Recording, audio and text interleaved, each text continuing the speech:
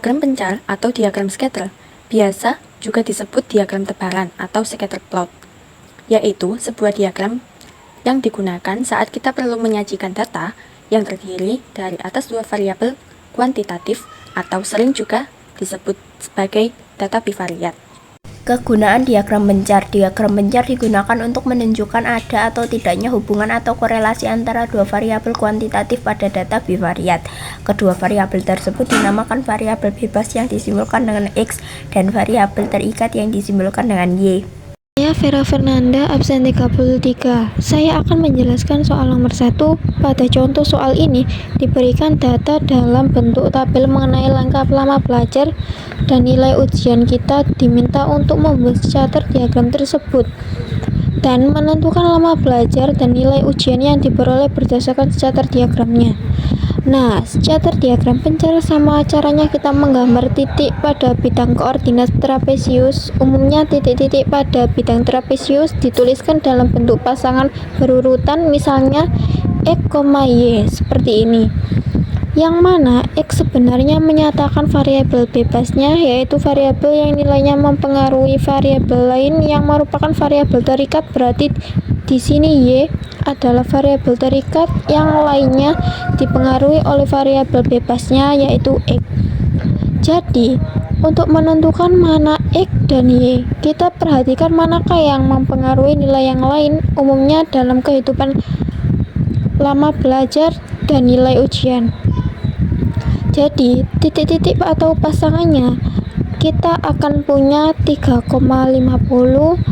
5,72, 1,45 dan seterusnya. Jadi, kita akan peroleh inilah gambar scatter diagram untuk data pada tabel contoh. Titiknya misalnya sumbu X nilainya 1 dan sumbu Y nilainya 45. Lalu sumbu X nilainya 2 dan sumbu Y nilainya 51 dan seterusnya. Yang mana selanjutnya B, kita akan menentukan hubungan lama belajar dengan nilai ujian yang diperoleh berdasarkan gambar scatter diagram yang telah kita peroleh. Nah, kita perlu ingat untuk diagram ini semakin ke kanan untuk nilai X-nya, nilainya akan semakin besar. Sedangkan untuk nilai Y, semakin ke atas nilainya semakin besar. Lalu kita perhatikan titik-titik pada gambar diagramnya. Ini yang mana kita lihat semakin ke kanan letak titik-titiknya ini semakin cenderung tinggi, berarti semakin besar nilai X, maka nilai Y-nya juga cenderung lebih besar kalau kita hubungkan nilai X yang menyatakan lama belajar dan Y adalah nilai ujian. Maka kita dapat menyimpulkan bahwa semakin lama belajarnya atau semakin lama durasi belajar, maka nilai ujiannya juga akan semakin tinggi, yang mana hal ini sesuai dengan kejadian pada kehidupan sehari-hari. Demikian untuk soal ini, sampai jumpa pada soal berikutnya. Saya Salsa Nuri Azhara dari kelas 11-2. Pada soal nomor 2, diberikan data dalam bentuk tabel mengenai waktu dan dana penyelesaian suatu proyek dalam hari, dan saya akan menjawab pertanyaan dari A sampai D. Berdasarkan informasi tersebut, kita lihat dari poin A terlebih dahulu, yang mana kita akan menentukan variabel bebas dan variabel terikat dari data yang diberikan. Di sini kita perlu ingat dulu yang mana variabel bebas adalah variabel yang nilainya mempengaruhi variabel lain, sedangkan variabel terikat adalah variabel yang nilainya dipengaruhi variabel lain. Dengan kata lain, variabel bebas mempengaruhi nilai variabel terikat. Sekarang kita lihat dari waktu dan dana, manakah yang mempengaruhi yang lain, yang mana kita ketahui dalam kehidupan sehari-hari. Tentunya waktu yang dibutuhkan dalam penyelesaian suatu proyek ini mempengaruhi dana yang akan dikeluarkan. Sehingga bisa kita ketahui di sini untuk variabel bebas adalah waktu dan variabel terikat adalah dana. Selanjutnya untuk yang B, kita akan menjelaskan hubungan antara variabel bebas dan variabel terikat. yaitu hubungan antara waktu dan dana. Nah, kalau dalam kehidupan sehari-hari, tentunya kita ketahui semakin banyak waktu yang dibutuhkan untuk menyelesaikan proyek, maka tentulah semakin besar dana yang harus dikeluarkan.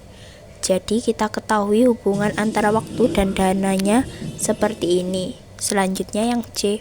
Saya akan membuat diagram pencar atau scatter dari data yang diberikan, yang mana umumnya dalam menggambar scatter atau diagram pencar sama halnya seperti kita menggambarkan titik-titik pada bidang kartesius, dan kita ketahui pada suatu titik ini disimbolkan dengan pasangan berurutan dengan bisa kita tuliskan secara umum XY, yang mana X-nya ini menyatakan variabel bebas dan yang Y-nya ini menyatakan variabel terikat.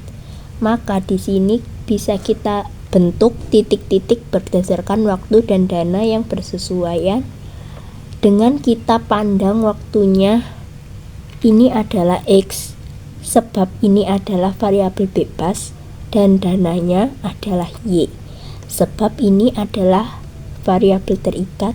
Jadi bisa kita tuliskan ini menyatakan X dan menyatakan Y, sehingga contohnya kita akan punya titik 222,34, lalu 209,25, lalu 165,14, dan seterusnya. Kita akan peroleh inilah gambar scatter diagramnya berdasarkan data yang diberikan, yang mana contohnya untuk titik yang di sini berarti pada sumbu X nilainya 165 dan pada sumbu Y nilainya 14. Lalu titik yang ini contohnya pada sumbu X nilainya 170, pada sumbu Y nilainya 19. Begitupun untuk yang lainnya bersesuaian dengan waktu dan dana yang lain. Dan selanjutnya untuk yang D, saya akan menjelaskan hasil yang diperoleh dari gambar scatter diagramnya. Nah, hal ini bisa kita lihat berdasarkan letak titik-titik pada gambar scatter diagramnya.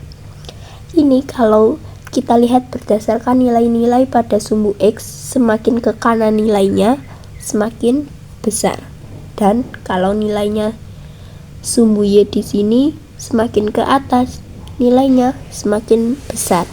Kita lihat titik-titik ini, yang mana semakin ke kanan letak titiknya cenderung semakin tinggi, yang artinya semakin besar nilai X, maka nilai Y juga semakin besar. Nah, hal ini bisa kita kembali kaitkan dengan X-nya di sini adalah waktu dan Y-nya adalah dana. Ternyata kesimpulan yang kita peroleh ini sama seperti kejadian pada kejadian sehari-hari yang telah kita tuliskan kesimpulan hubungan antara variabel bebas dan variabel terikatnya pada poin B, yaitu semakin lama waktu penyelesaian proyek, maka dana yang akan dikeluarkan juga semakin besar. Pada soal ini, kita diminta untuk menentukan scatter diagram dari data yang diberikan mengenai tinggi ayah dan tinggi anak laki-laki tertua dalam sentimeter, lalu menentukan hubungan antara tinggi ayah dengan tinggi anaknya berdasarkan gambar diagram tersebut.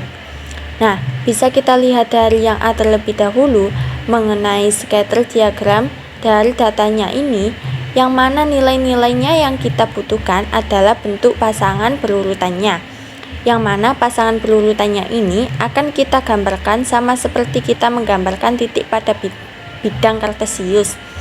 Nah, umumnya untuk nilai X ini menyatakan variabel yang merupakan variabel bebas, yaitu nilainya ini mempengaruhi variabel lainnya yang disebut variabel terikat. Di sini variabel terikatnya adalah Y, yang mana nilainya dipengaruhi oleh nilai X-nya. Sekarang kita perhatikan antara tinggi ayah dan tinggi anak laki-laki. Kita ketahui umumnya ayah mewarisi anak laki-lakinya atau anak-anaknya, sehingga di sini bisa kita pandang bahwa ayah tingginya ini mempengaruhi tinggi anak laki-lakinya. Berarti karena tinggi ayah mempengaruhi, maka ini termasuk variabel bebas. Jadi kita bisa tentukan untuk yang X menyatakan nilai-nilai tinggi ayahnya, dan tinggi anaknya ini dipengaruhi tinggi ayah. Berarti bisa kita pandang tinggi anaknya ini sebagai variabel terikat, yaitu nilai Y-nya. Contohnya, titik-titik yang kita akan peroleh yaitu 165,173, lalu 160,168, dan seterusnya.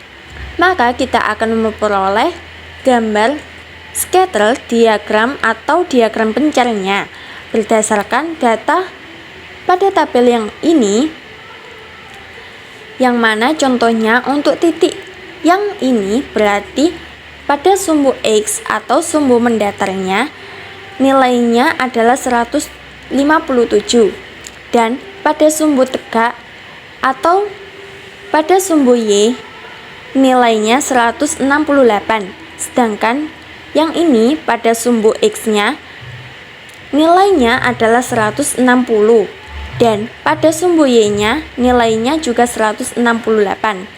Selanjutnya, berdasarkan gambar diagram ini, kita akan menentukan hubungan antara tinggi ayah dengan tinggi anaknya. Bisa kita perhatikan letak titik-titik pada diagram pencarnya atau scatter diagramnya ini, dan kita perlu ingat pada sumbu X semakin ke kanan nilainya akan semakin besar, sedangkan pada sumbu Y semakin ke atas nilainya akan semakin besar. Nah, letak titik-titik pada diagramnya ini kita lihat semakin ke kanan cenderung akan semakin tinggi.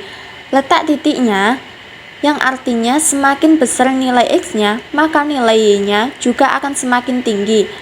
Kalau kita hubungkan X dengan tinggi ayah dan Y adalah tinggi anak, maka kita bisa simpulkan berarti hubungan antara tinggi ayah dan tinggi anaknya apabila semakin tinggi ayahnya, maka anaknya juga akan semakin tinggi.